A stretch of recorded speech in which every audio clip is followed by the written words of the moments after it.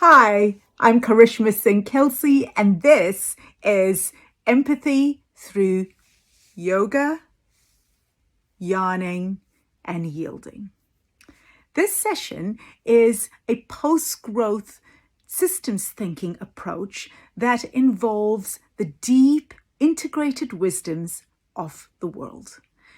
Through this indigenous wisdoms lens, we are going to start with an interactive session of asana and yoga specifically designed for us to connect to self, and through this connection of self, for us to create interconnection to all life, followed by the importance and the meditative art of makery, remakery, and mending that is critical in post-growth economies and post-growth society.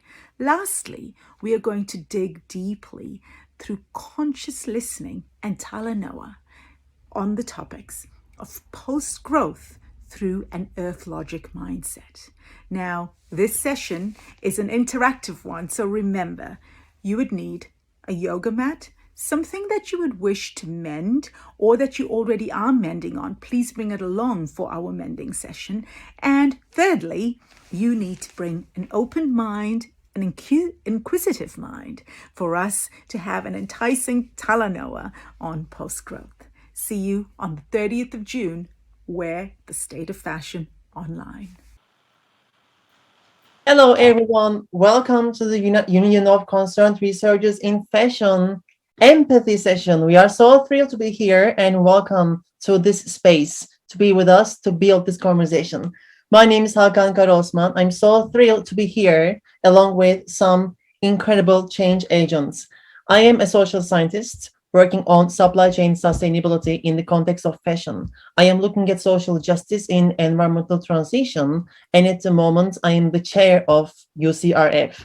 And here we are today because we need to discuss some important things. We are here because we believe in radical change, and we are inviting you to join forces with us. UCRF is an important, safe, and inclusive space to bring whole system change. Union of Concerned Researchers in Fashion was formed by Kate Fletcher, Linda Gross, Timo Rissanen, and Matilda Tom, and it aims to provide language, actions, and modes of practices and actions to bring whole systems change. Why are we here and what we are aiming to do tonight with you? This is call for action. We are inviting you to join forces with us because this is a moment in which intertwined crises are happening before our eyes. Climate change is real. That brings also social injustice issues. And we are here to raise some concerns and also bring some solutions to create this language and actions with you guys to bring the whole system change. Fashion is a context which is paralyzed by power imbalance. People that have financial power don't share kindness, empathy, and intangible resources with the people that make fashion. So, in addition to power imbalance, lack of inclusion and lack of representation are incredibly difficult constructs and challenges that we are facing. In addition to these problems, we are also having lack of social dialogues where people, societies, communities, and the workers and the farmers and everyone that are dispersed across complex fashion supply chains are in the center. So, in addition to all of these struggles and problems, we are seeing current approaches that are arm's length, that are incremental, and that are risk mitigating. So we are concerned. We try to become more than less unsustainable. We try to become radical and kind and at the same time critical. So this is why we are here to challenge the underlying conditions. We don't want to bring incremental change. We try to change the underlying problems and the root cause of the issues in terms of environmental and social sustainability. We at the Union of Concerned Researchers in Fashion believe in radical change, and you are with us to take actions starting from tonight. I am so thrilled to be here because tonight we will talk about climate justice, social justice, equality, representation, and incredible important things through radical, creative and innovative techniques such as yoga, yielding, and yearning. So this is an environment which is safe, inclusive, and we need you to take actions with us. So welcome to the Union of Concerned Researchers in Fashion to bring whole systems change. And I am not alone. Tonight, I am joined by some incredible change agents. And now it is my honor to announce some of the people that I admire and that will be joining us tonight as the radical change agents. To start with, we have Linda Gross. Linda is a designer, educator, and a founding board member of the Union of Concerned Researchers in Fashion. Linda, welcome. Thank you very much, Hakan. I'm really excited to be here, and thanks to everybody joining us here today. We are thrilled to have you with us, so thank you for your time and for being here. And also, we have Tuna Tobiasan, who is a journalist, an activist, and a change agent, and the board member of the Union of Concerned Researchers in Fashion. Tuna, welcome. And Tuna, thank you so much, and I look so much forward to part of the yielding session. Yes, we can't wait to hear your intervention. It will be so interesting. And then we have Karishma Kelsey. Karishma is an educator, designer, and activist, and everything about meditation and yoga. So Karishma, and also board member of the union. Karishma, welcome. Thank you very much. I'm really, really excited to be here and to help us unlock our own indigeneity. Exactly. Talk to you soon. And to unlock radical change, we also have Amy Trigger Holroyd, Assistant Professor of Fashion and Sustainability at Nottingham-Trent University and Treasurer and Board Member of the Union. Amy, welcome. Thanks, Hakan. It's lovely to be here with everybody. And looking forward to the session. We are thrilled to have you here. Thank you so much for your time. And last but not least, we have Susie Josie Featherstone, a writer, filmmaker, and a Kundalini yoga teacher, and a friend of the union. Susie, welcome. Thank you, Hakan. I'm absolutely delighted to be here. I look forward to taking you all through some practice. Yes, perfect. We can't wait. So everyone, again, welcome to this space. We are thrilled to have you. We have a packed agenda, so we have so many interesting things ahead. We will start with yoga. We will go back to who we are, and then we will jump into yielding and then yearning, and we will close and we will reach closure by reaching to our most authentic selves through fashion. And before we start, some reminders and some logistics. Number one, this is a broadcasted event, meaning that we have a live stream and we are broadcasted at that space. So if you don't want to be visible under the camera, please turn off your camera. So this is just for data privacy purposes. So you're aware you are broadcasted somewhere. And apart from that, when we are going to share some videos, please turn off your camera, because on the live stream, the stage, we need to turn off our cameras when the videos are on. And then when you are speaking with us, at the same time, we have a space which is called Padlet. You will see the link on the broadcast platform. It is a platform, it is a space where we will be taking notes and writing some reflections. Having said that, it is my pleasure to declare the session is on, and I would like to invite Karishma to kick off this amazing session. Karishma, floor is yours. Namaste, everyone. That means the light in me sees the light in you. And what better way for us to start with us seeing and honoring our lights than through an amazing yoga session. And the reason we are starting with this yoga session is because in order for us to build empathy, it starts with creating connection, radical connection, and actually a really simple connection to self. Sadly, in the world, as you've just heard, Hakan, and as many of you are aware, the world that we live in is filled with noise and complete disconnection. And it's this very disconnection to Mother Earth, to our friends, to our neighbors, and to ourselves that is resulting in this insatiable appetite to extract resources, even though we know we actually need to be winding down. The question is, how do we wind down? How do we hear? How do we connect?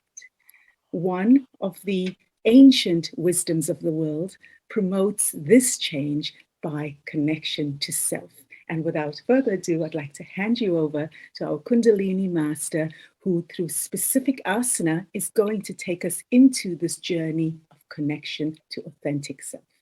Josie. Oh, sorry, Susie. Everyone, Satnam, lovely to see you here today, and I look forward to taking you through this. Karishma is correct. Yoga is one of the forms that we can really connect to self.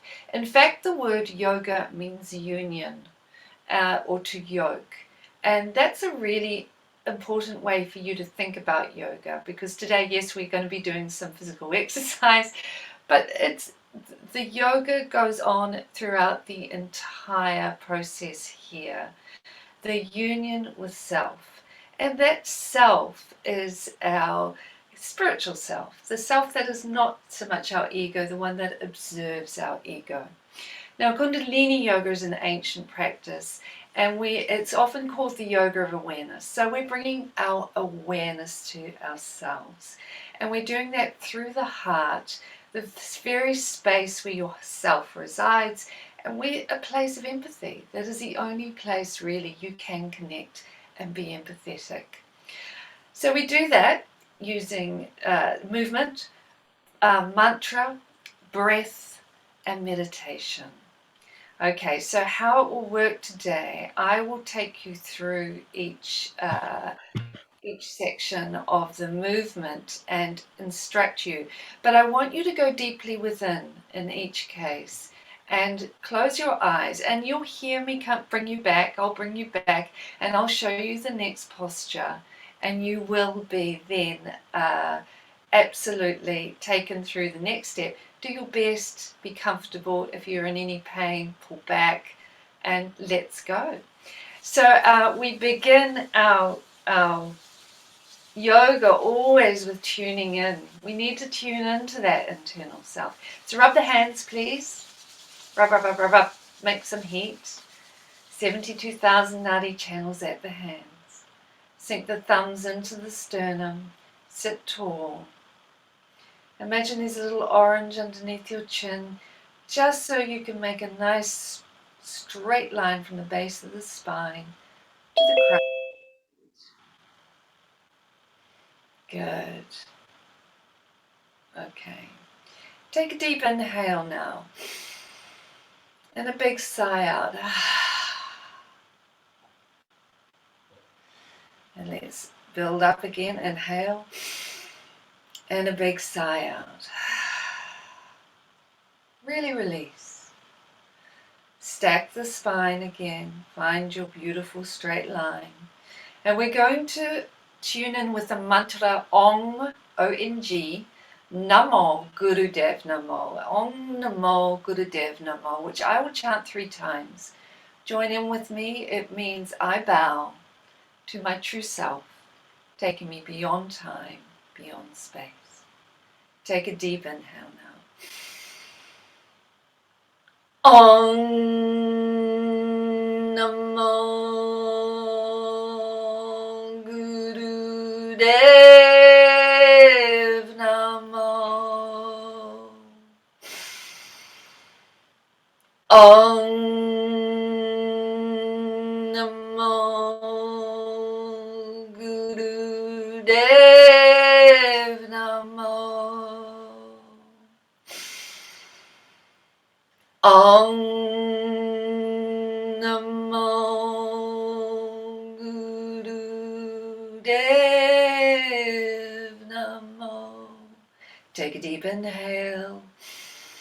Suspend the breath. Draw the navel in. Hold the breath for a moment.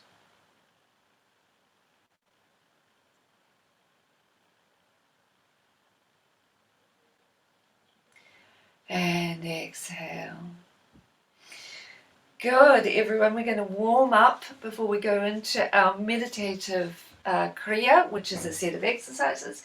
Come on to all fours into cat-cow. Many of you who have done yoga before may be quite familiar with this. little bit of pressure into the thumbs and if the hands underneath the shoulders. We're going to inhale up, exhale, draw the belly in.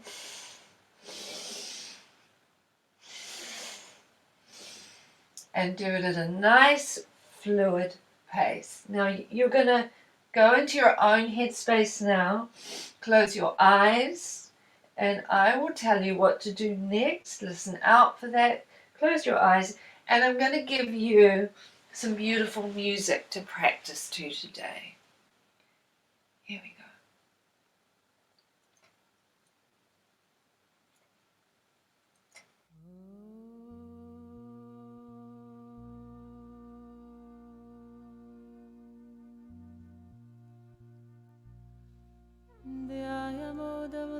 Keep breathing. Feel like you're actually drawing the energy along the spine, the light along the spine in cat-cow.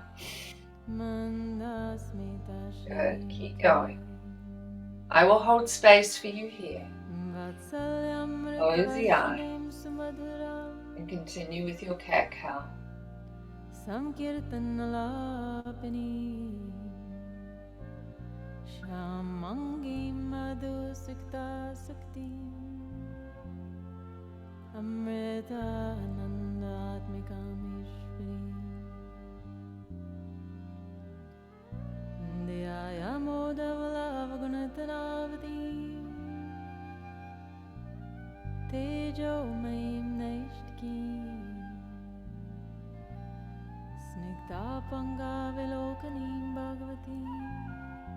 Keep going.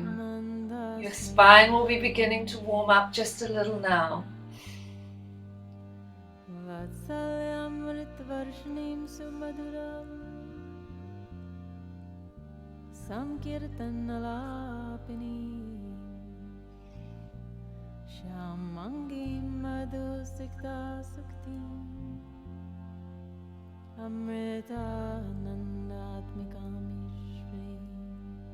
Good, take a deep inhale now, come up to your cow. Exhale, draw the belly in. And I want you to tuck the toes under now and come up into triangle pose. And you're drawing your feet towards the floor and your buttocks towards the heavens. Hold here. Maybe pedal the feet a little bit just to get some nice extension. Hold and breathe long and deep. And with every breath, close your eyes. With every breath, go a little deeper.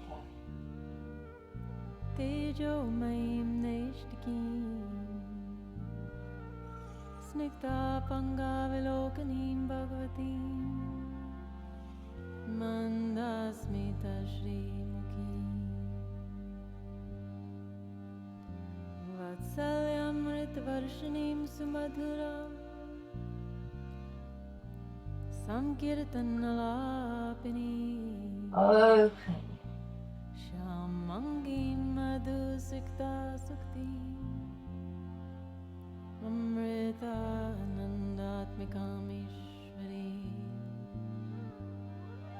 Good. Take a deep inhale now. And exhale, bring the knees to the floor. And then come into easy pose. Take a moment here. Close the eyes. And breathe deep. You're going to take the elbows wide, thumbs are at the back, fingers at the front. We're twisting now, inhaling to the left, exhaling to the right.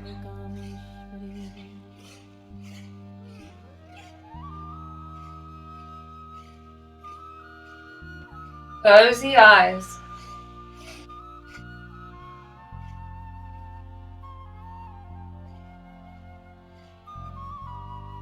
Opening this heart center.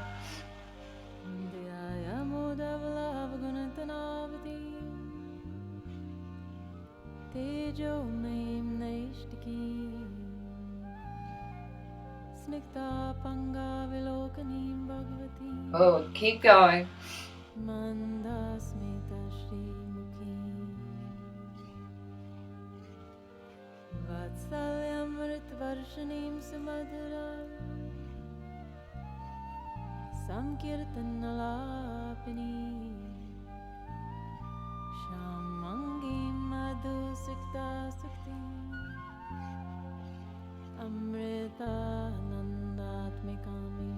Come to center and hold. Take a deep breath.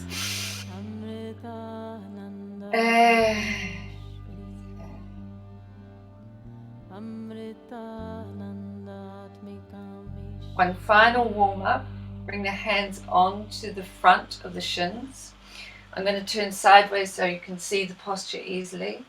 We're inhaling, tilting the pelvis forward, taking the chest forward, and exhaling back. It's called camel ride.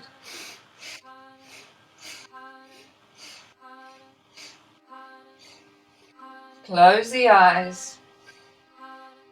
Attach your attention to the breath.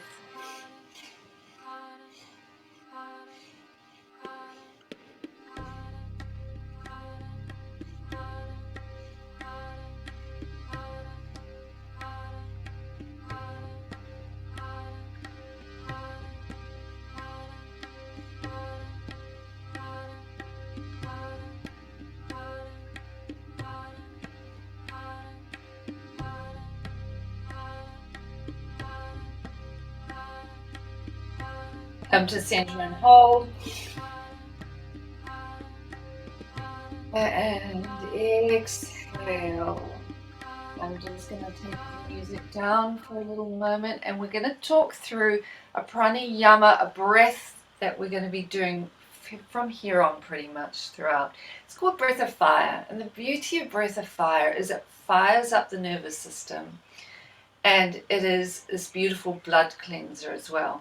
Now, for any woman here today who's on their moon cycle, maybe don't do breath of fire, just long deep breathing, and anyone who is pregnant. But for the rest of us, breath of fire is where we're going to be going today, with the open mouth and through the nose. So just to let you practice what that is, put your hand on your stomach, and I want you to sniff. It's almost like breathe in and out powerfully through the nose, and put an emphasis on the outward sniff.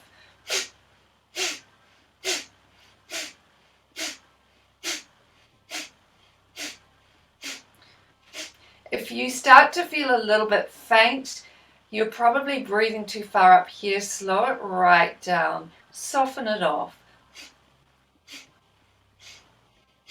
You will feel the belly rise and fall with this breath.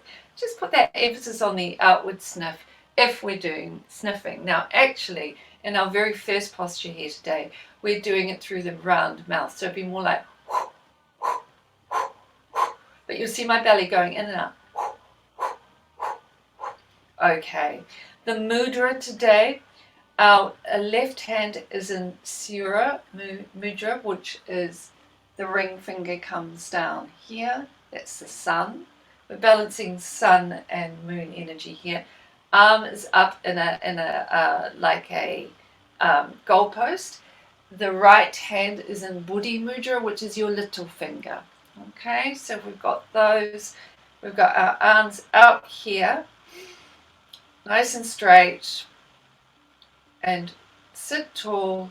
And now let's go for breath of fire through the round mouth.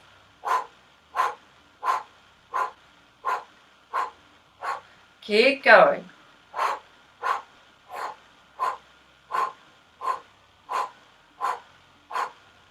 Close your eyes.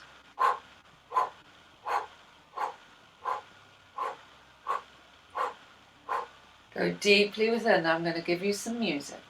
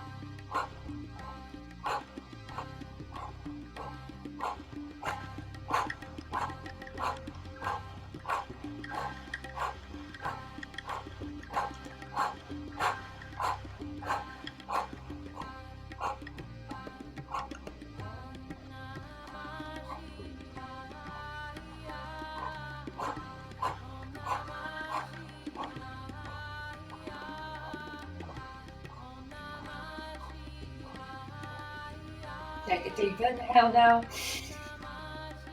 And exhale, cross the arms over the chest, right arm over left. Take a moment. Breathe long and deep through the nose.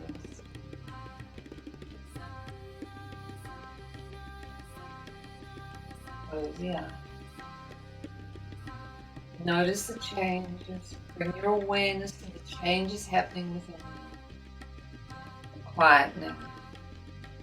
Connection.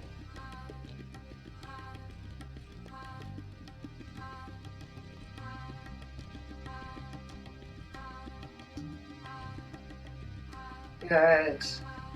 Now staying in easy pose, or you can come into full lotus or half lotus, whatever is good for you. We're going to do some body drops now. You could be on your fists, have hands fists. We're going to be dropping the body, or in little teepees, whatever suits you. I want you to make sure you clench the back teeth with this. We don't want any biting of tongues. Close your eyes and lift your body up and let it drop and let everything wobble. This is fantastic for waking up the nervous system.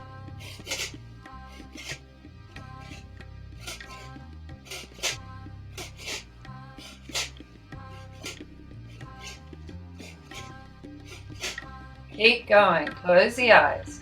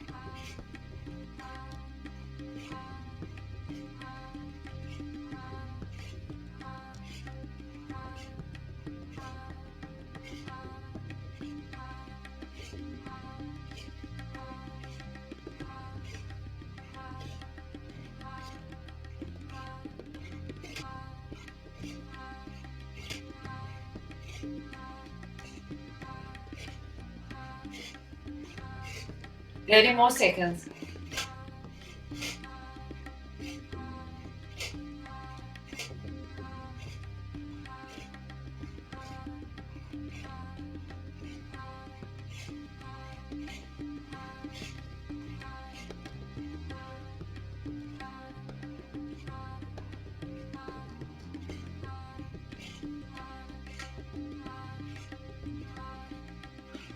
Good, come to stillness now. Take a deep breath. And exhale. Sink the shoulders down. Be absolutely still.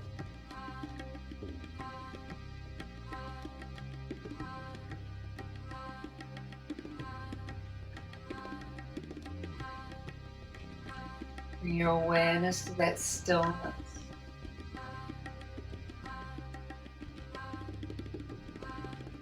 Good. Come lying onto your backs now. We're going to create a U shape with both our arms and our legs. And this is where we do breath of fire through the nose only. So make sure you've got a nice connection with your back into the floor here. Hands are facing each other, draw the shoulders down, and breath of fire.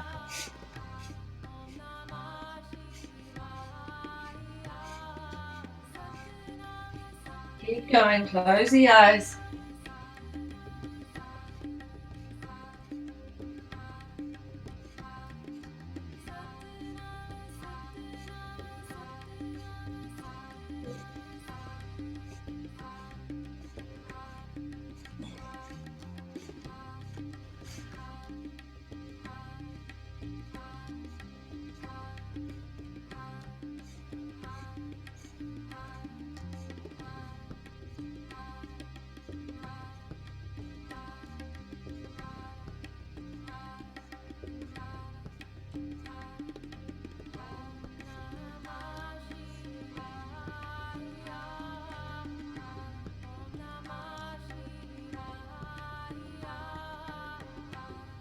Keep going. Pump that navel.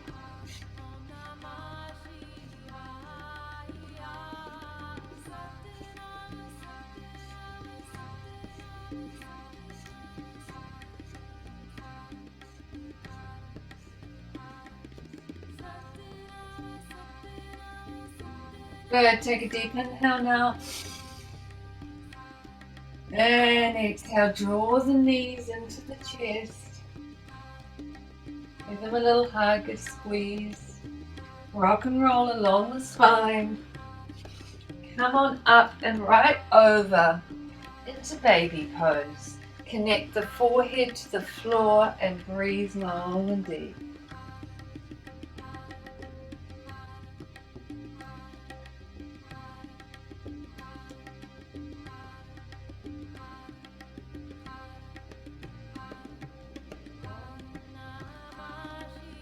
Press the forehead into the floor. Keep going. Breathe.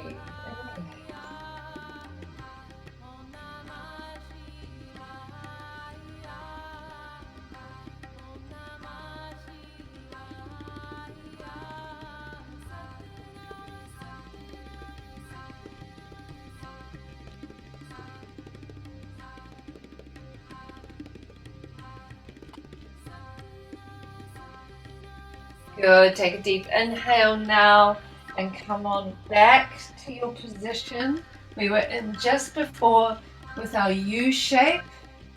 And again, we're breath of fire. We're just moving the hands and the feet back and forth a little.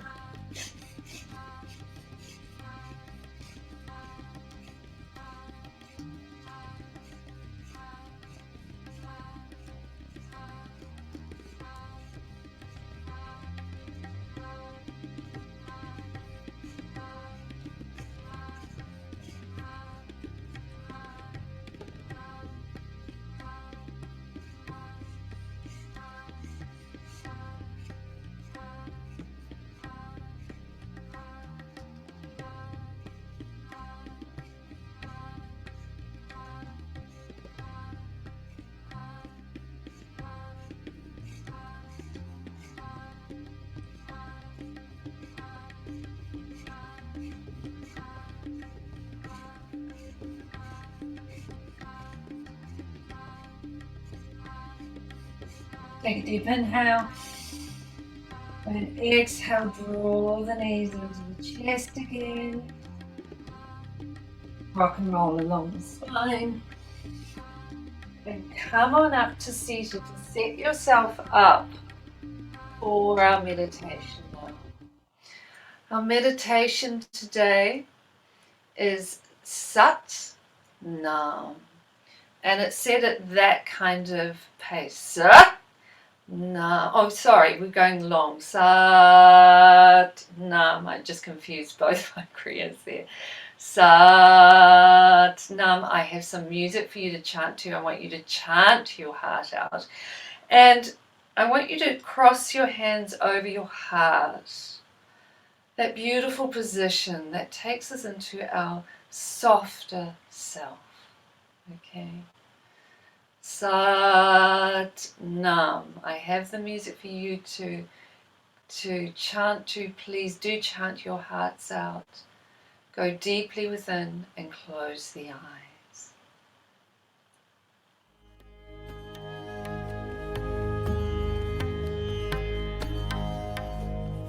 Sat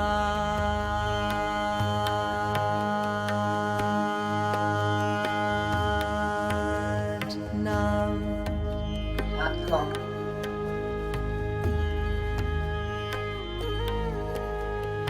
Sat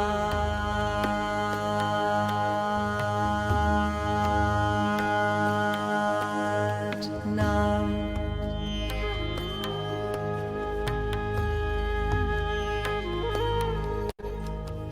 Sat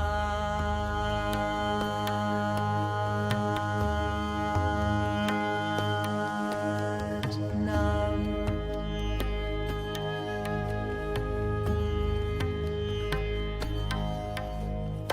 Sat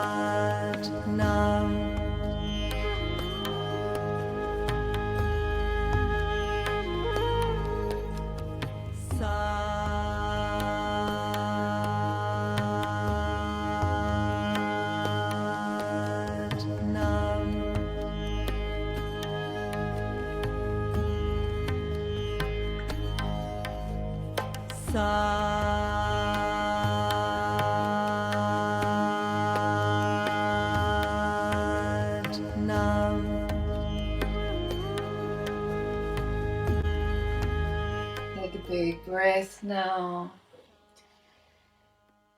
Exhale, bring your hands into prayer, sink your thumbs into the sternum.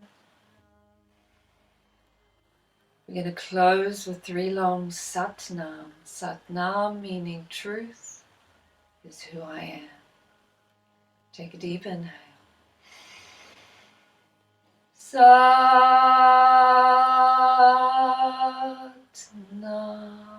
Join in with me.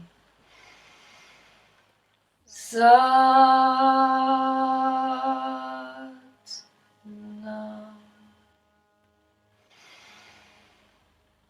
Satnam.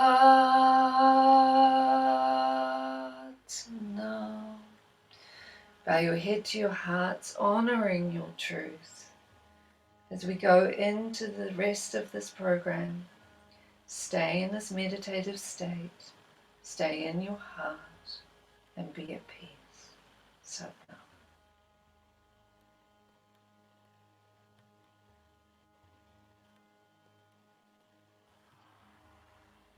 I pass over to you now, Karishma.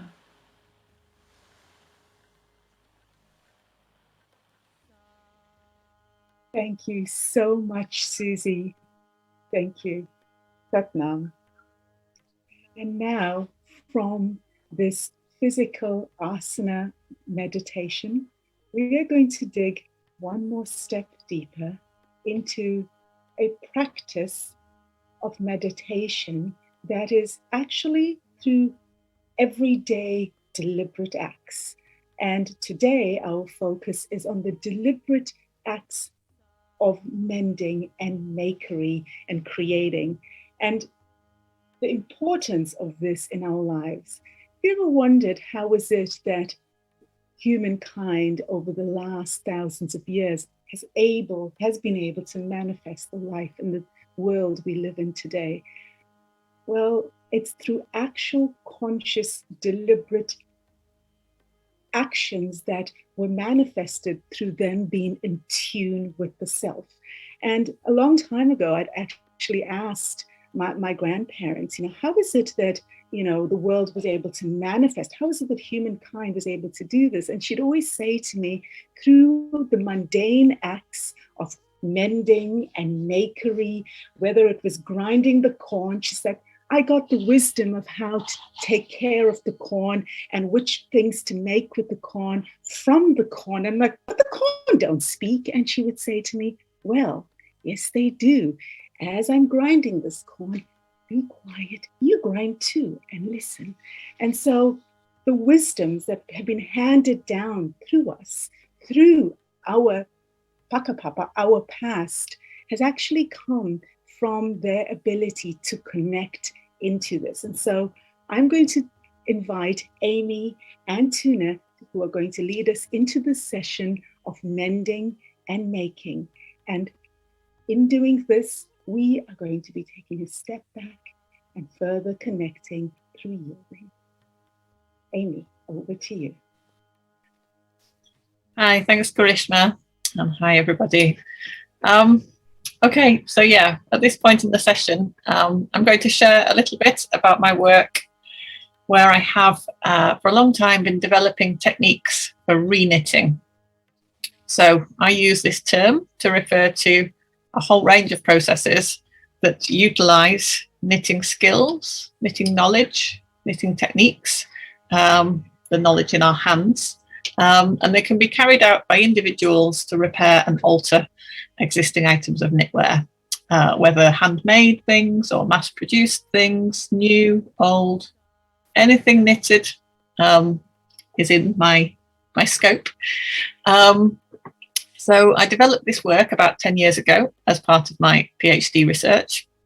As a bit of context, I'd been running my craft scale knitwear label, Keep and Share, for about 8 years at that point, something like that, where I'd been trying to explore ideas of sufficiency and slowness in a fashion context.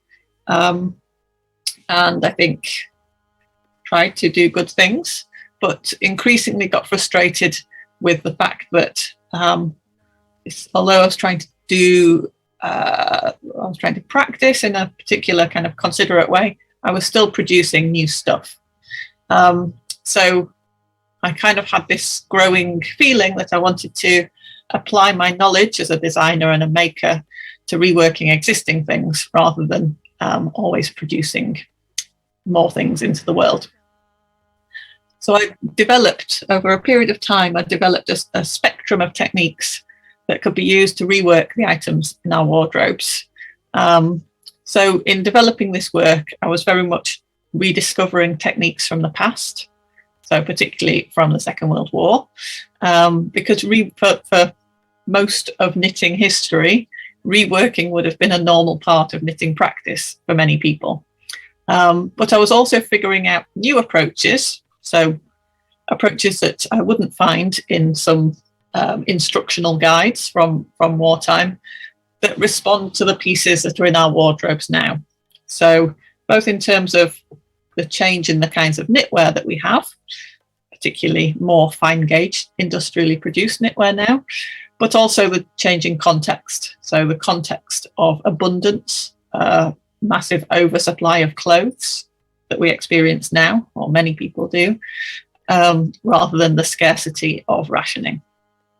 So we've got a short film to show you, which I think Karishma can start for us. So if we maybe turn off our cameras, and Karishma will start the video, and I'll just keep telling you about the reknit stuff as the video plays.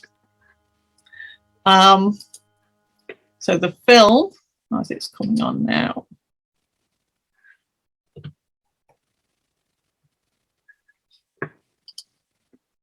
The film documents 3 reknitting processes, and this was created by my colleague at Nottingham Trent University, Jonathan Hamilton. So you see the journey of three jumpers, three reknit processes. I'll just let us get started.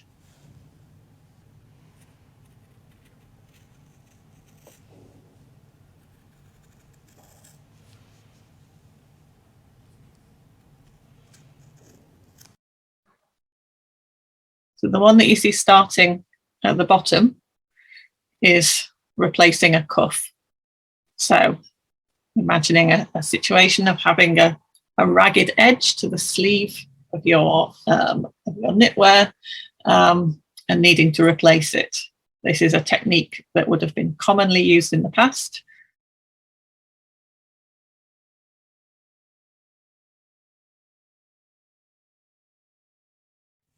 Thing that I've enjoyed exploring.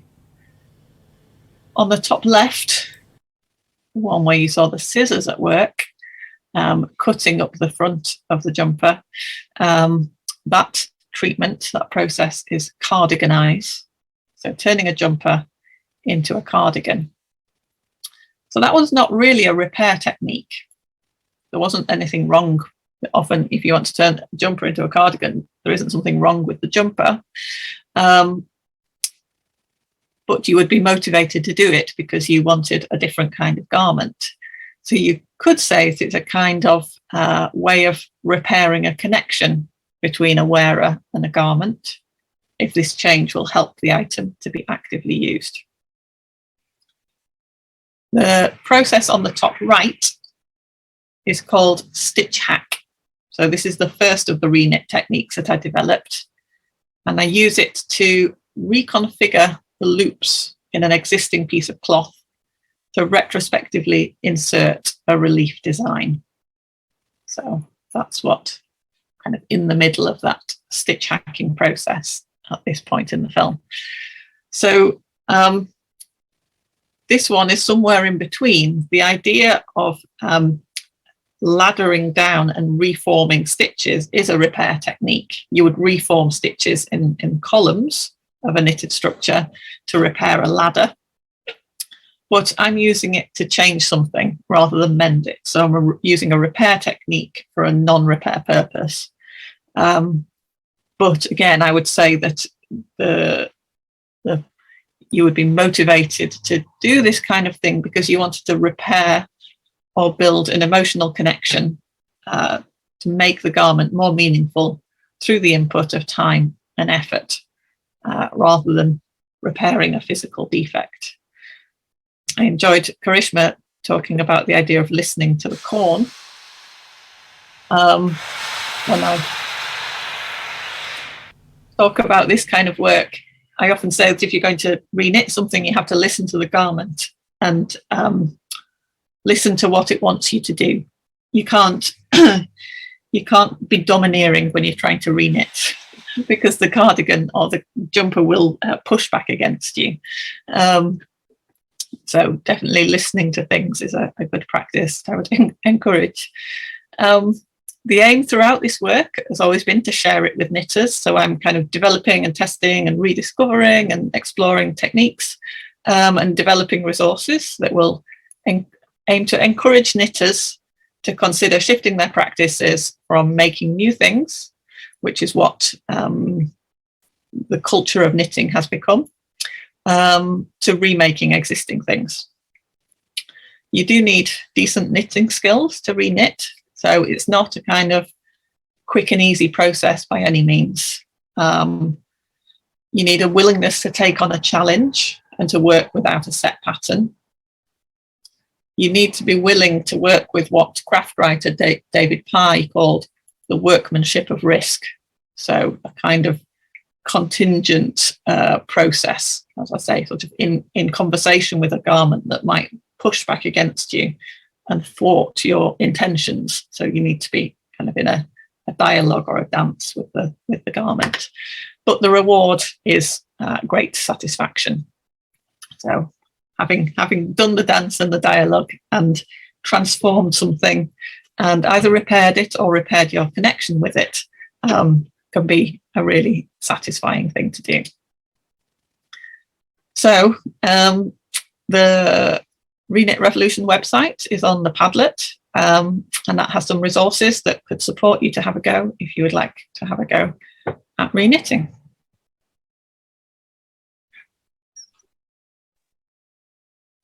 Thank you so much, Amy. I absolutely love that we've got to listen to the garment. Thank you. And now Tuna takes us even deeper into makery. Thank you, Tuna.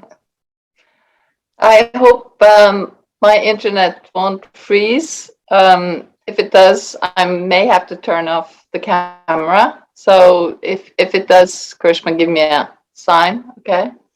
I'm a journalist and a writer, and I've recently published a book about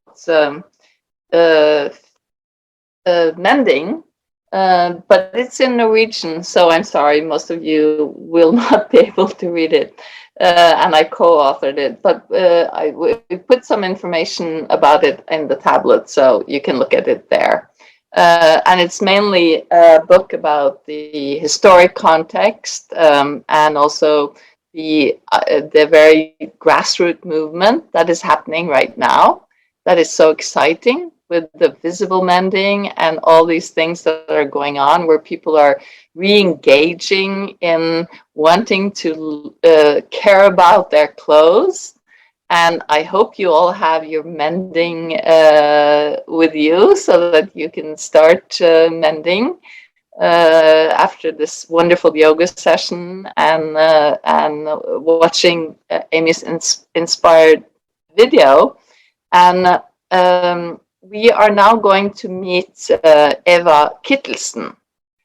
She's a businesswoman and a mending artist. And she's currently authoring a book on mending, and she's going to show us some inspirational techniques, and afterwards I'll explain the finer points. So get your mending ready.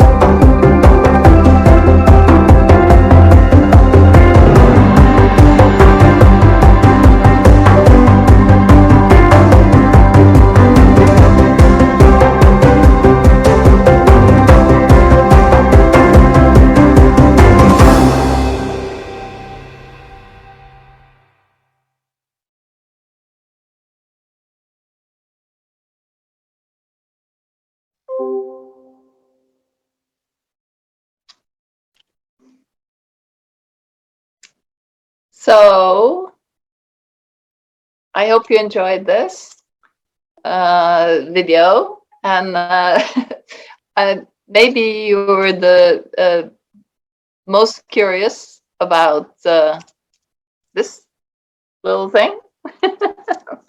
This is called a speed weave, and this is one of the original ones that was actually produced in Manchester in the 1940s and 1950s. It's very hard to come by these original antique ones, but there are now produced modern versions, and if you Google speedweave, you'll find them online for sale. So definitely look for those. Also, you might have noticed the disappearing paper that she embroidered on, and that is called Solufix. That's the type with glue on that you can glue onto the material.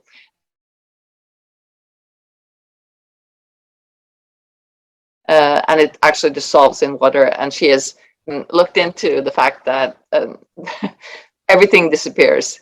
There's no residue, there's no harmful chemicals left, and she really looked into this to find out that this was true.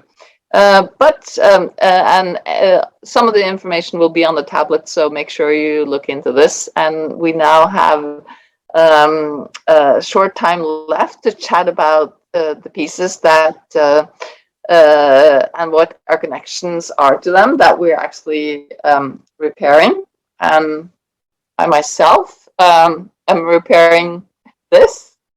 This is a pair of slippers. So of course there are two of them, and they were knitted by my best friend.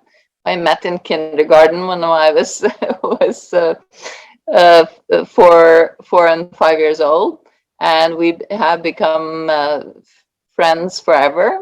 And she's a very good knitter, and she has knitted these wonderful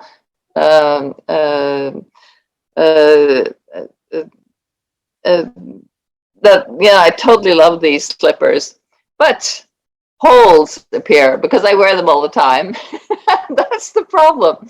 So I need to do the darning. So I'll be doing that. And I was very lucky to have all these different wonderful yarns here that I can pick and choose colors from. But I realized that first and foremost, I really need to secure the bottom here. And did you guys know that in older times, people used human hair to strengthen socks because they knew that the wool would there would be holes in the socks, etc. So human hair was one of the ways to strengthen slippers and socks. Did you know that? We've been writing about. So anyway, I have other things that I've been doing. I've done my attempt here at the sashiko method. This is my favorite pair of jogging pants. They are falling apart, so I think I will have to give up on them soon.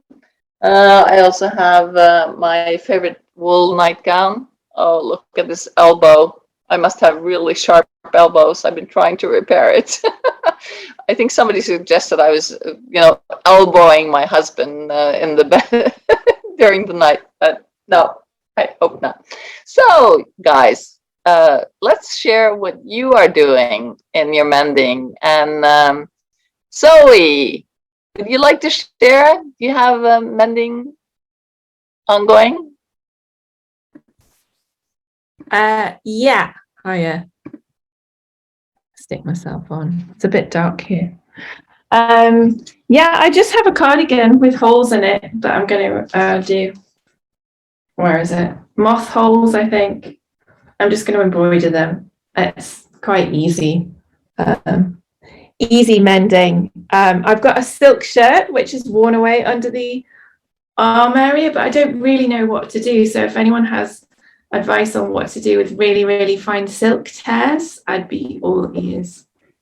Oh, that's a tricky one. Yeah. Tricky one. Maybe Hakan has some advice, because I know he has a silk shirt that he loves. Janine, what do you have? Hi, I'm going to bring it downstairs in a minute. I have a shirt which is already a secondhand shirt, but I got it like, I don't know, 15 years ago, and it's falling. It's a 70s. I'll bring it downstairs in a second. Like a button-down shirt, very small, probably child size, and it's one of it's like a very thin like knitwear with a print on it, and it's falling apart everywhere, and it has like yellow stains here, but I just can't let it go. But I'll bring it downstairs in a second, because I left it. I'll bring it downstairs so you can see it. I have no idea. I started to do something. Tell us, Janine, why do you love this item? Why do you want to repair it? Because I refuse to let it go. I've never found anything similar to it.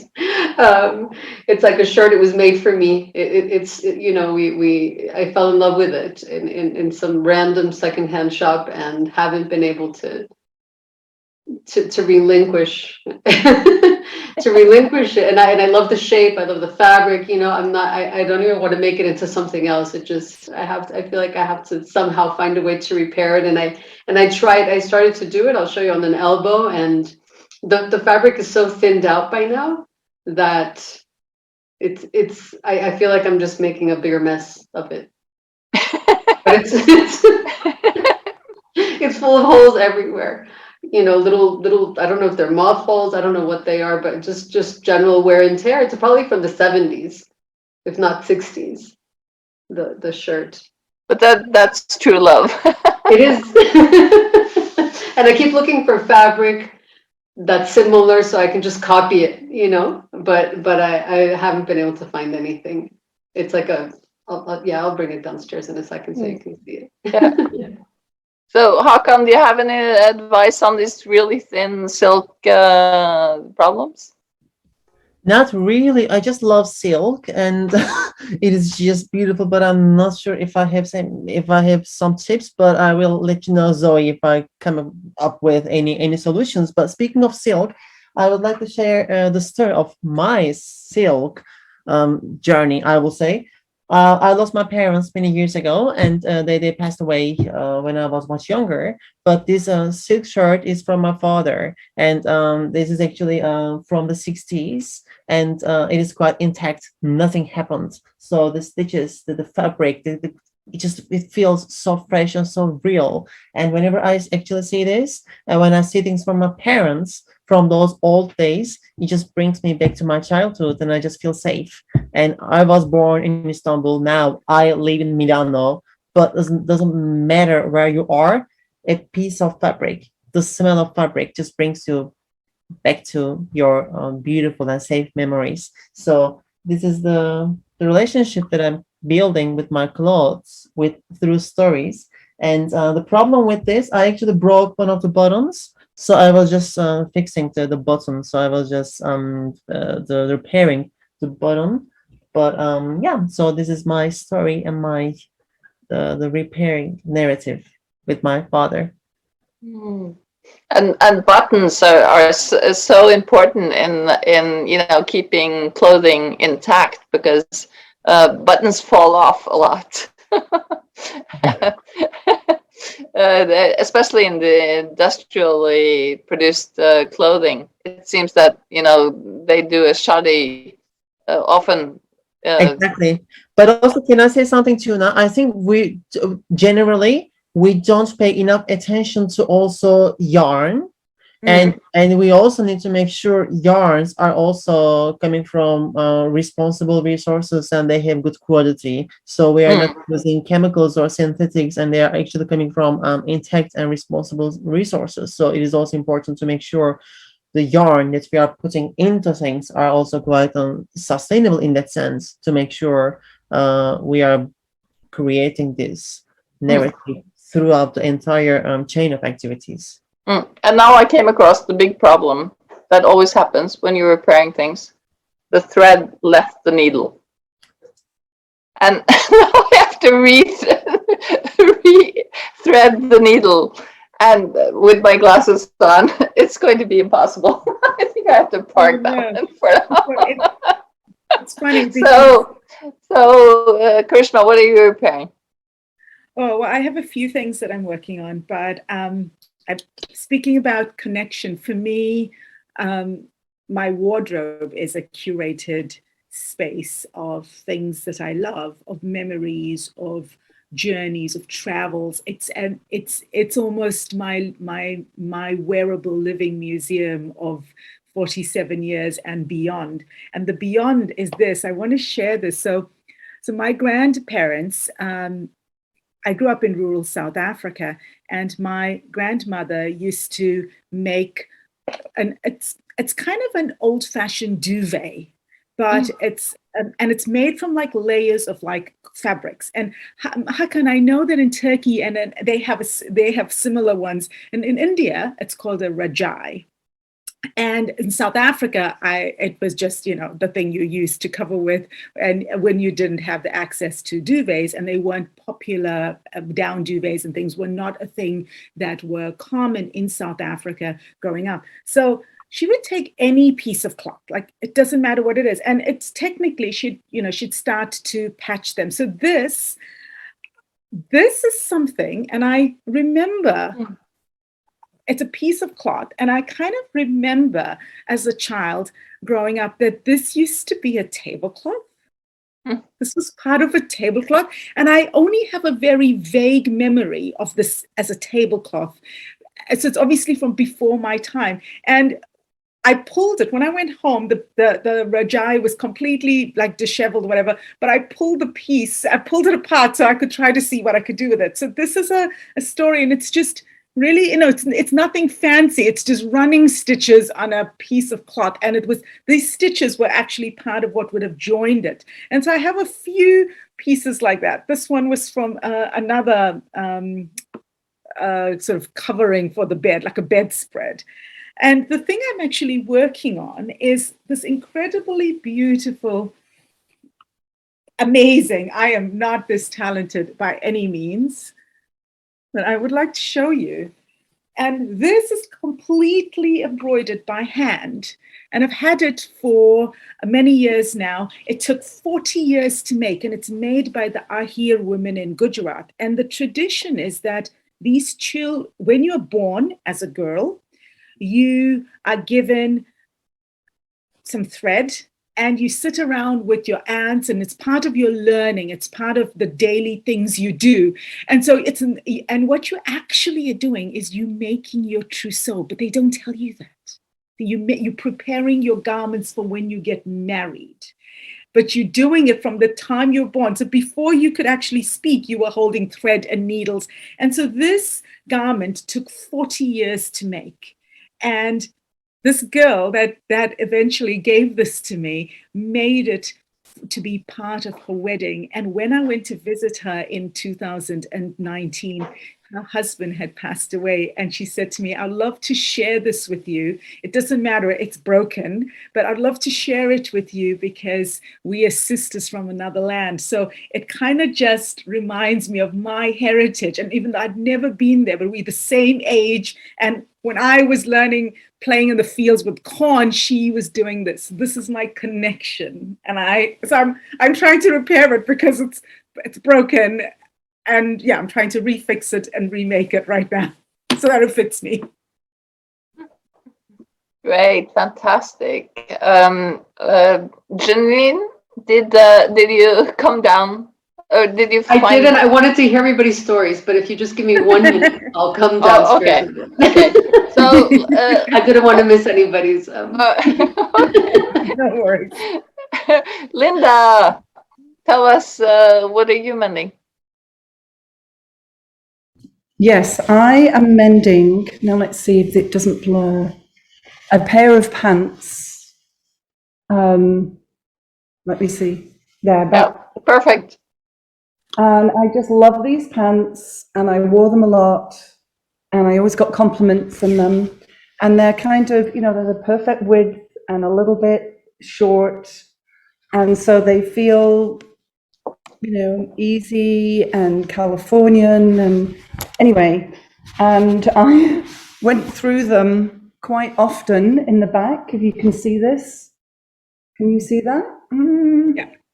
Like Yeah. in, Put it a little bit in the away bottom, from you. yeah, in the Perfect. Yeah. And so I fixed them by machine with zigzag, and they came through again.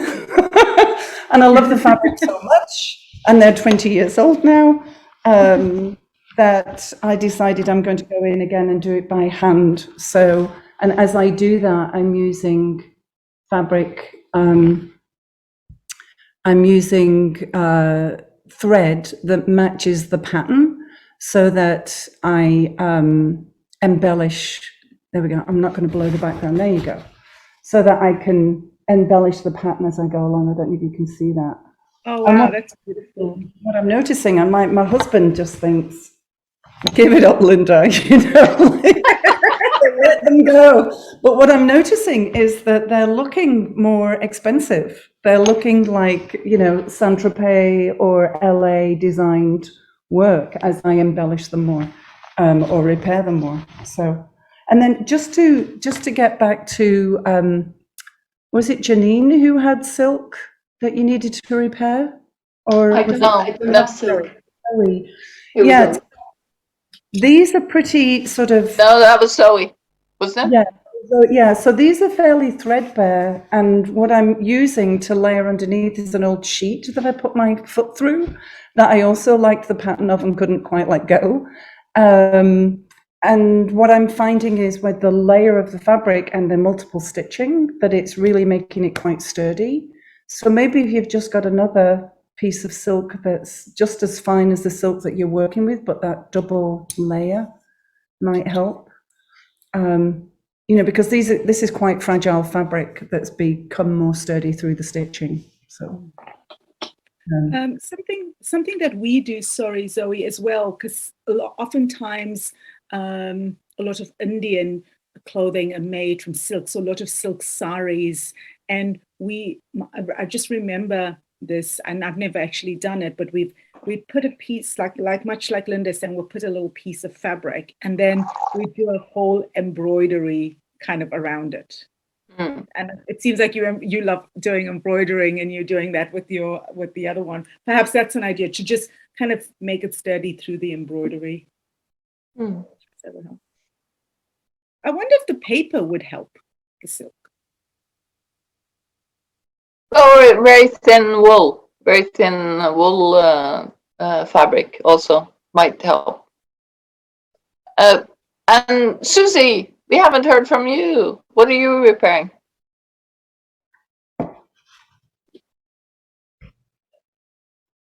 Unmute. Unmute. Sorry. Like all of you, we fall in love with, we have a real connection with our certain items, certain clothes. And this is a t-shirt. As you can see, I wear a lot of things I need to be doing, sort of wearing t-shirts, that a friend of mine embroidered. I don't know if you can see that. She embroidered it. But what's happened is, you see down the bottom here, it's got little holes in it, and it's a very fine organic cotton t-shirt, but I can't, like you, I can't quite let it go. And so I'm adding a few botanicals. The woman is standing in the grass, so there's a little bit more of a garden happening below her now. So it's not tricky. The only thing issues is it is so fine, and it's kind of coming apart as I go a little bit. But I'm going to persevere with it. I do love this idea that I was talking to you earlier about prana. And prana, people tend to think, oh, it's just breath. Actually, it's life force. And I believe that the clothing and the fabric has prana itself. And when we tune into that, is often when we create that connection with it. And it goes as far back as the designer who perhaps gazed at the fabric and imagined it into the shape it came to us in the end, and even insofar as the way that the cotton was grown, or the whatever the wool was dyed, or however. And when you find a purity of prana, be it in a person or be it in an item, in clothing and fabric, we connect with that. We absolutely connect with that. When there's impurity, it becomes difficult. It becomes not such an easy connection. So it's just, that was just my reflection here today on you all. Also, I know the other day when we got together, I talked about start journaling while you're mending, because it is a form of good girl. Okay, it's a form of meditation. And remember, yoga is union, and meditation, it's you can be working and quite conscious when you're meditating, and you will get ideas and you will get creative influences, and you may just also release. You may have a healing yourself and want to jot down some thoughts onto paper. So it's a really good idea to have a little notebook with you and just jot those down and reflect on everything you do. In the meantime, I'm going to try. Fantastic, Susie. I love it. I love it. Fantastic. And I see Janine finally brought it down, and then we have like 30 seconds left in the session. So Janine, show it to us. Thank you. Here's the shirt. It's tiny. Isn't it lovely? It's lovely. So it's like completely yellowed under the arms, and I attempted to do some kari sort of stitch there with Nice. but then on a huge hole. But I feel like then it's gonna look a little more like patchworky than I'd like. So I don't know, and it's full of little tiny holes everywhere, and I feel like if I put it on like one more time, it'll just fall apart. So but it's a knit it's really thin. It's like thinner than t-shirt fabric. It's very, very thin. It looks wonderful. Thank you for sharing. Thank you. It's I think, Karishma, we've heard some wonderful stories about the love for our clothes and the connection that we have to them, the memories, what they mean to us. And I think that in this transition into a better world, this is really what we need to capture. Absolutely. Okay? I absolutely agree with you.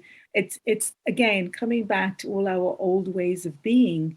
This was intrinsically what we did, but it wasn't just doing it from that mindset of we needed to do it. It's the scarcity mindset.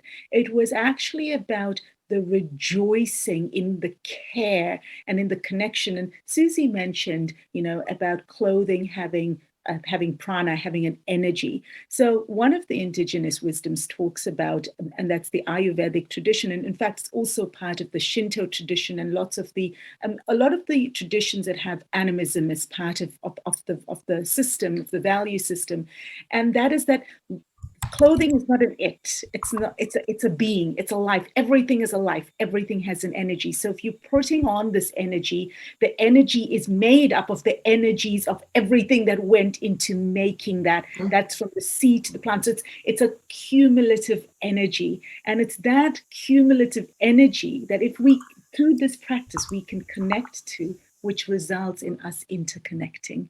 And on that note, I would love to hand us over into a session where we're ready to have some stimulating yarns. Hakan, over to you. Karishma, thank you so much. So welcome to the last session, Yarning, in which we will talk about whole systems change. Why we keep on accentuating radical change, systems change, because today's system is paralyzed.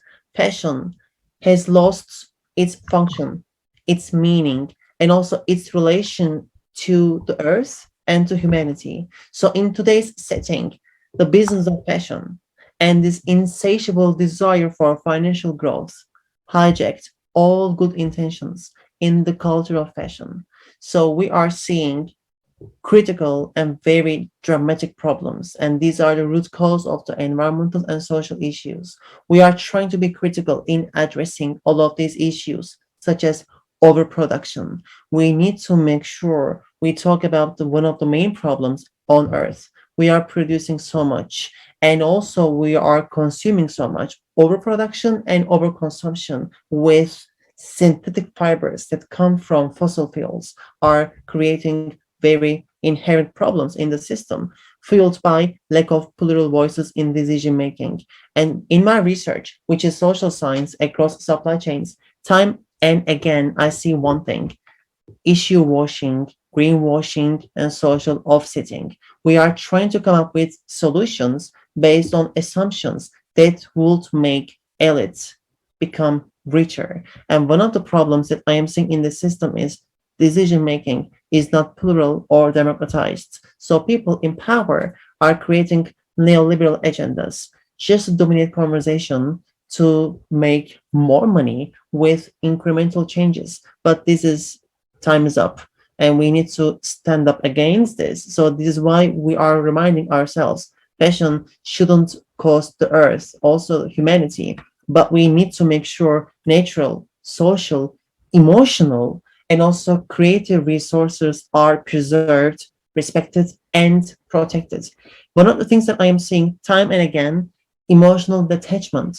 We are also losing the connection to one another. Brands or people in decision making are not creating these bridges in terms of emotions with the workers. So all of these problems that create in today's perpetuated in today's setting are inviting us to think radically. And at the union, we try to bring this whole system change to put Earth and the people in the center. So we are quite radical, and we invite you all to take a look at our manifesto.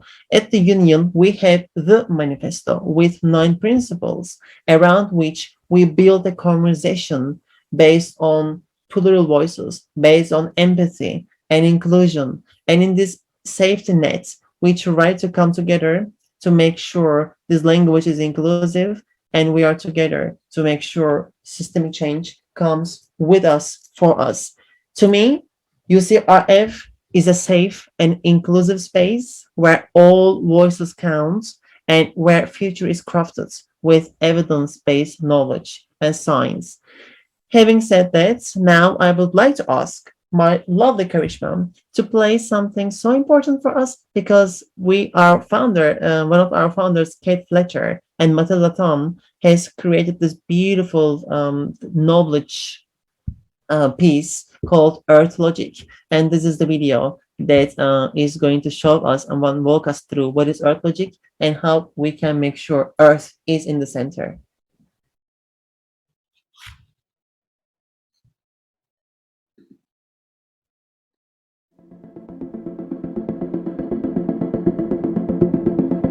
Earth Logic is a hands-on plan for effecting big change in the fashion sector that anyone, be they citizens, business leaders, the media, or policymakers, can use. It consists of 6 landscapes for action that you can place yourself and your work within.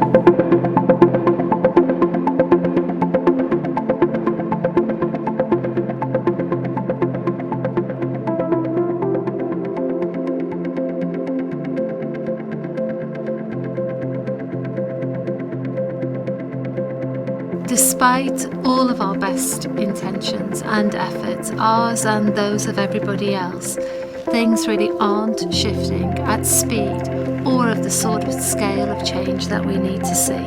Currently, the fashion industry is motivated by the logic of economic growth, and that means that the logic is to continuously grow, making more and more fashion. So we can understand changes in the fashion industry as 3 levels. The first level is the level of the product, basically tweaking the products, such as replacing conventionally farmed cotton with organic cotton. The second is addressing fashion at the level of the system, changing the business model. That's good, but so long as the industry is still growing, we don't have any net benefits. A new generation of approaches will be addressing the logic of fashion, the culture and mindset.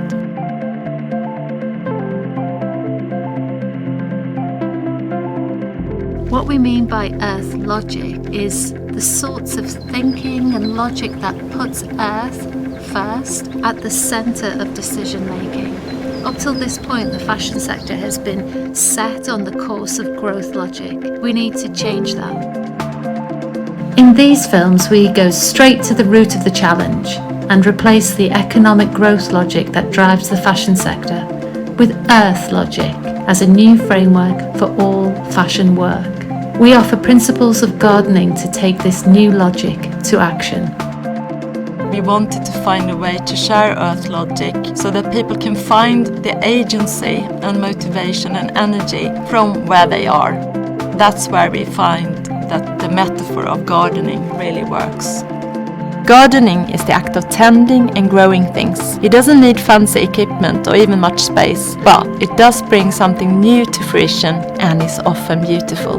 Humans have always been gardeners. We're harvesters and gatherers, a species highly adapted to finding ways to cultivate places in which to survive. Earth logic uses these same practices to cultivate the ground and grow the activities of a changed territory for fashion.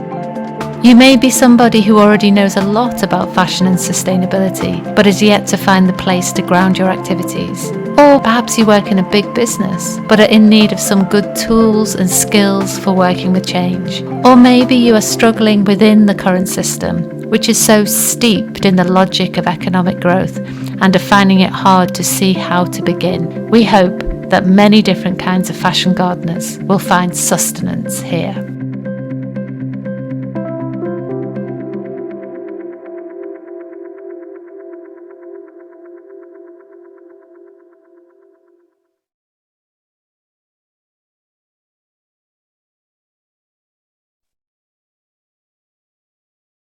Thank you, Karishma. And now we have another treat for you, which is coming from one of our co-founders, Linda Gross, where Olivia is going to introduce you to the union. Karishma, could you please share the video? Karishma, you are muted. I'd just like to remind everyone to please turn off their videos. Thank you.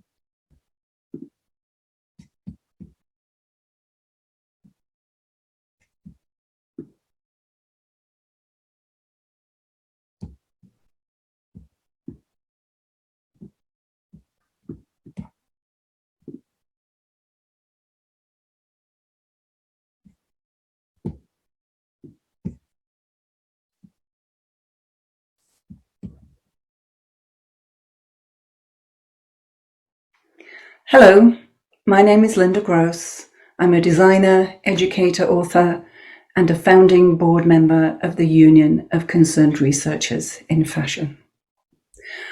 We started the union because we saw that the very well-meaning movement of fashion and sustainability was veering away from its original intent.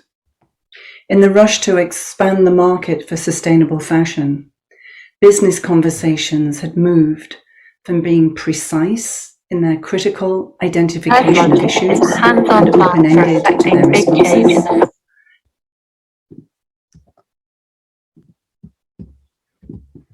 Hello, my name is Linda Gross.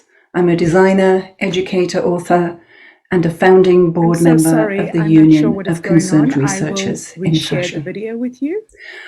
We started the union because we saw that the very well-meaning movement of fashion and sustainability was veering away from its original intent.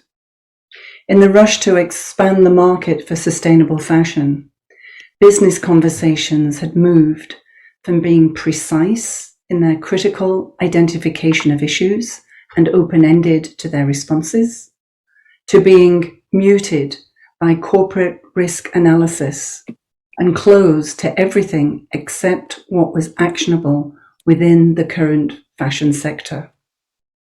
We were concerned that this approach was too narrow and limited the fashion sector's capacity to truly meet the demands of sustainability. In addition, we noticed that the front-facing messages of companies had become increasingly disconnected from the back-end implementation of real change. And that there was a non-equitable distribution of power. I'm not sure why that happened. For small non-profit organizations and researchers, for example, to call out this disconnect and to drive alternative, sustainable fashion narratives. Inspired by Artura Escobar, we wanted to create space for ways other than the mainstream culture of consumption to be fully expressed. A space where alternative ideas could come to the surface and new values could take hold, so people could recognize the difference. Beautiful everything was going. We do see that the trust for the common good is perhaps better placed, not in the hands of business alone, but also in the hands of researchers, social scientists, biologists, anthropologists, designers, and members of the public. Well, it seems. This is not to do away with commerce or capitalism altogether, not at all, but rather to displace its centrality in our lives, so that new cultures are then freed up to develop organically. Yes. We do see that the research community is better qualified to conduct and steer a smarter, better debate. No. It never. The researcher's tradition of seeking out truth, critical discourse, full disclosure, ontological thought is desperately needed, and especially now. We need language, action, and modes of working that are precise and open-ended, rather than muted and closed. Our manifesto embodies our full intention for founding the Union: to create an activist knowledge ecology. In other words, a collective ecological intelligence about fashion sustainability, including the data points themselves, that is broad-based and directed purposely towards fostering change. To advocate for whole systems and paradigm change, that is to say, beyond current norms and business as usual. To diversify the voices within fashion and sustainability to reflect multiple perspectives, including, but of course not limited to, the Global South and indigenous communities. To express opposition to ill-advised and destructive fashion projects. To formulate visions that open up new relationships between humans and Earth in the context of fashion. To take a leadership role in debating existing and new ideas and in creating action around the generation of new knowledge. To turn research applications towards the underlying root causes of pressing environmental and social problems, including climate change, wealth inequality, biodiversity loss, and plastic pollution. To organise fashion researchers to translate radical step change into effective political and other action. And, as a living document that is constantly reinformed by activist ecology, to review and revise this manifesto as necessary.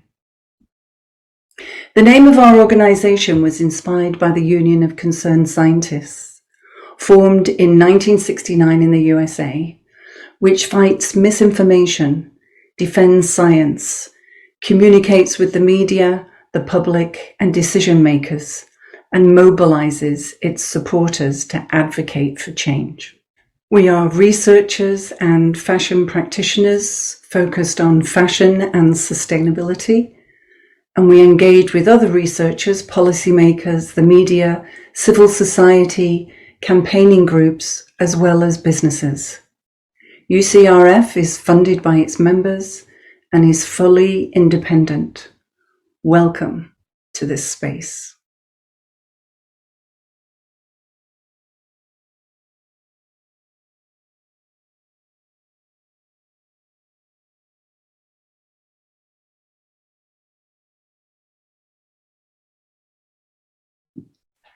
Okay, so welcome back to the main stage where we are having this interactive conversation. So I hope you enjoyed the video as much as we did.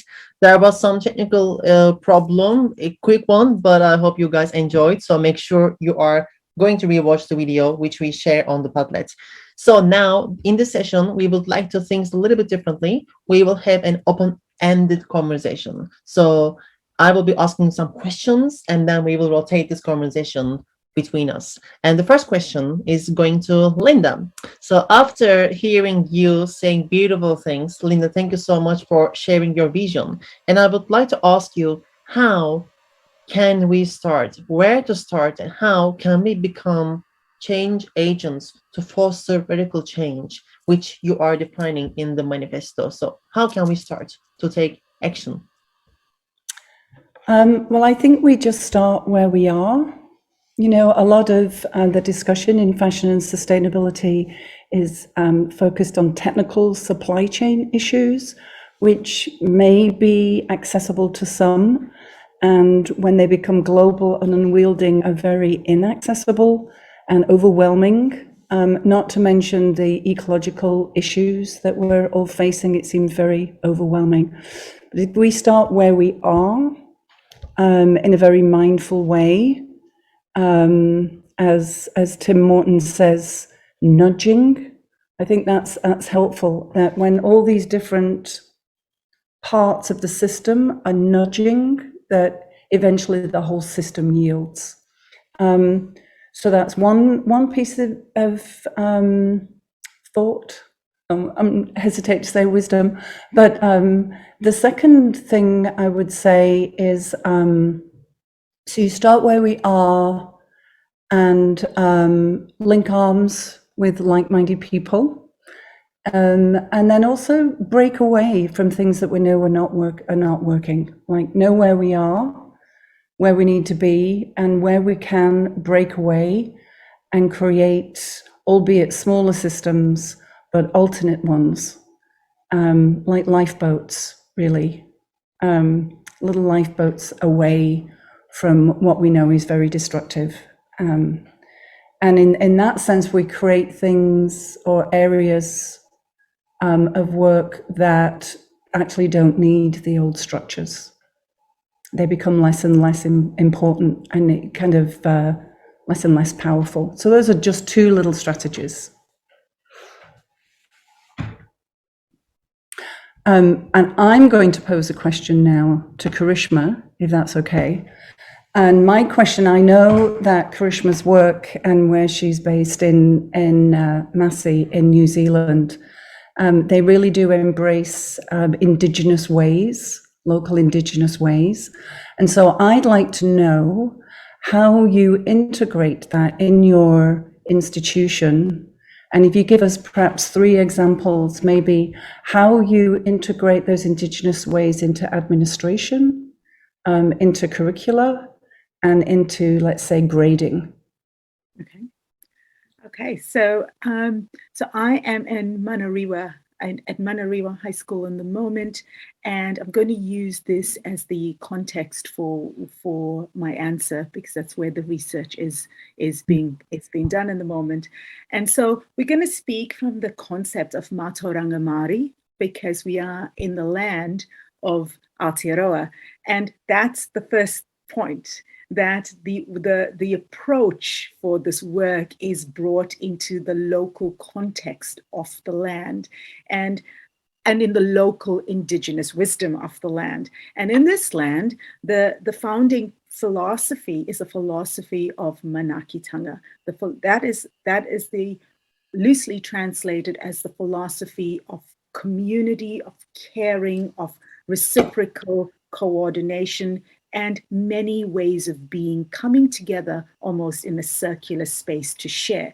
So to answer the question that Linda posed, this sense of manaki is the foundation, but the root is the purpose of being on this land. And the purpose of being on this land is the beginning, is the position for all actions.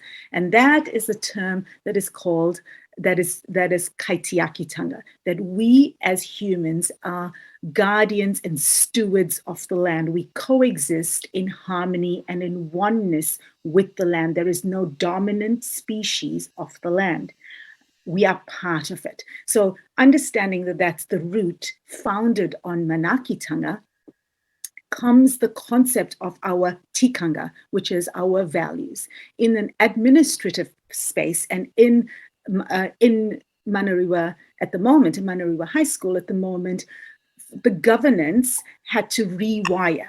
So instead of it being, the headmaster directs everything and we just bring in the national curriculum and we impose that national curriculum, we have sat and extended our stakeholders, so to speak, with the earth being the center stakeholder and its guardians, our tamariki, our young people. We have brought in all of the community, and that includes the Marae, which is the meeting spaces, the Maori people, and all of the community. So not just the Maori, the Pacific Islanders, the Fijian Indians, and so on. So all stakeholders are held and brought into a space, and then together with the school, looking at what is the objectives of the education system, we decide with the community, what is the objectives of the community. So it's a long process of unraveling and of learning and of talking and of listening. What does the community need? So that is the foundation on which the structure is built. How does that translate? The positionality of each learner is considered. And this is really, really complex because in designing curriculum, so we have the learning outcomes and the learning objectives. However, the student in my area, in my discipline, which is in design and enterprise, my whole course is designed around, if you are kaitiaki, how are we going to create systems of enterprise that keep us as kaitiaki within our structure? So if you are going to design a system, what is your position? What is your holistic knowledge? Where are you now? And from that position, it's almost like we can imagine a child is on a sailing boat and we are all sailing into the ocean, but each child is on a different mode of transport. So as the educator, you actually have to listen, again, have to understand the position and then co-design. So the child or the student, the tamariki, is as important as the teacher. The position is not the teacher holds the knowledge. It's a movable position. And so that's how it manifests in terms of the curriculum design. And the hardest part of that is the marking, is the grading of that.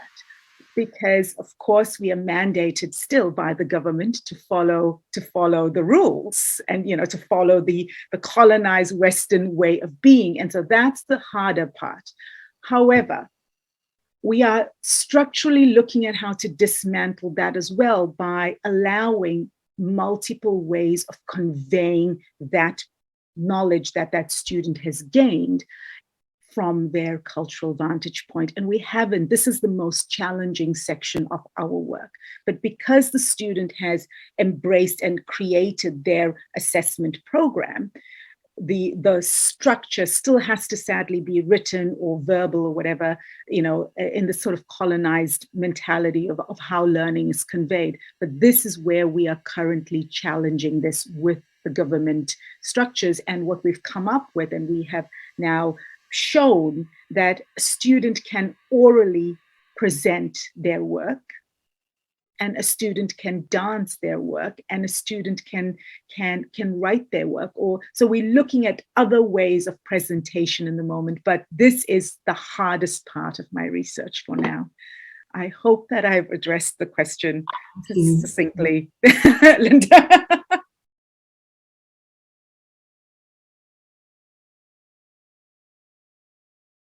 And now my question, if I may ask, is to this incredible radical human tuna who I've had the benefit of working with and who's currently actively working on deconstructing and dismantling the Higg Index with her team in Norway. What is the most radical and transformative question that you think we, all of us, need to ask when we approach how we need to move forward? Because I think this is critical. What type of questions should we be asking? I think the first question we have to ask every time anything comes or surfaces is who stands to gain and who stands to lose. And I think that has been the main problem with the whole approach that the Sustainable Apparel Coalition has had with, for example, the Hague Index, that the European Union now also has with the product environmental footprint, which is short called PEth, which is so much aligned with the Hague Index, because the whole idea of cultural sustainability disappears. And this is so vital, because there's so much embedded in our cultural knowledge. There's so much indigenous knowledge tied to textiles and sustainability that will be it will disappear based on these systems, because they totally do not address cultural sustainability. And I think we really, really need to ask the difficult question, who stands to lose and who stands to gain? And of course, in economical terms, the current Hague Index, the current PEF system, will gain the global major players who are dominating the system. And I'm so happy that the Norwegian Consumer Protection Agency were able to take on this case and challenge the Sustainable Apparel Coalition in a way that it's had a huge media effect. And we have this expression in Norway that is liten tue velter stort lass, which is that a small stone in the road can overturn a huge so it's like this small stone just overturned a lot. And I really hope that the Sustainable Apparel Coalition and people who are sincere understand that we really need to say that these incremental small changes that are being brought forward by these tools and indexes and etc. They're not up to snuff. They're not doing the job at all. Absolutely. Yeah. So, Hakan, I have a question for you. Okay. We need to foster radical change, but there are paradoxical tensions and issues between long-term goals and short-term actions, right? How do you think we can address these tensions and transform them into opportunities for change? Absolutely. Thank you so much, Tuna. I think it's a great question, because sustainability is all about tensions and trade-offs and paradoxical issues. So we should be aware between short-term solutions and long-term goals. And oftentimes we tend to undertake environmental actions which are short-term oriented. However, these short-term solutions have long-term implications for societies. So we need to be so conscious about social implications of our environmental choices, because raw materials or renewables or anything that we use to make our economies green is dependent upon raw materials that come from elsewhere. So we are creating sacrifice zones for the sake of green transformation. So we should be so careful with this social dialogue, because we need to make sure all of those actors that will be affected by our decisions are integrated to this conversation from the beginning of time. And lastly, I will say technical solutions are important, but we need behavioral change. So social sustainability is all about behaviors and the cultural transformation. So tools, technology, innovation are enablers, but unless we change our behaviors, nothing can be fixed. So this system is broken. We are trying to become less unsustainable, but we need radical change to make sure the system is going to be transformed with the people in the center. Having said that, this is a call for invitation to ask all of you, to encourage all of you to join forces with the union, because we need your voice. We need to pluralize this conversation to make sure we are creating solutions with you for all of us. No longer assumptions, we need evidence and action all together. So it has been a great pleasure to be in this session tonight, this morning, today, wherever you are in the world. So I'm really delighted that everyone enjoyed as much as we did. So please take a look at the Padlets and join the union. And we are at your disposal whenever you have questions. Having said that, now I would like to invite our friend, the wonderful Susie, to the main stage to bring us back to ourselves and to find our most authentic selves at the end of this session. So, Susie, floor is yours to bring us back to who we are. And this is incredibly important because it starts here. It starts here. Everything starts here. So start here. You've got it to hand. Bring your hands together into prayer. The left and right hemisphere of the brain. So press those hands together, thumbs into the sternum. And let's just take 3 conscious breaths. Take a deep inhale. And a big sigh out. Let it all go. One more.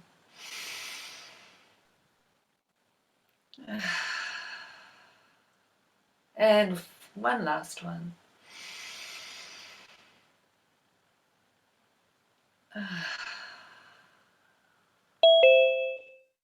I'm going to let you go now to the sound of the gong. Hopefully you can hear and it doesn't distort.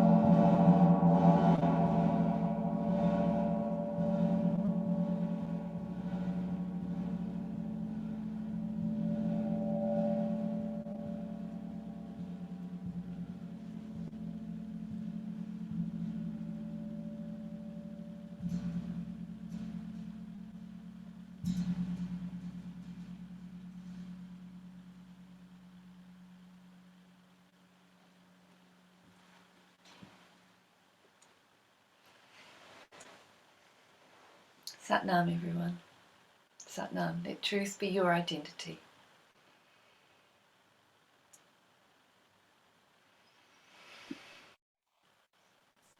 Thank you, everyone. Thank you for joining us, and see you next time.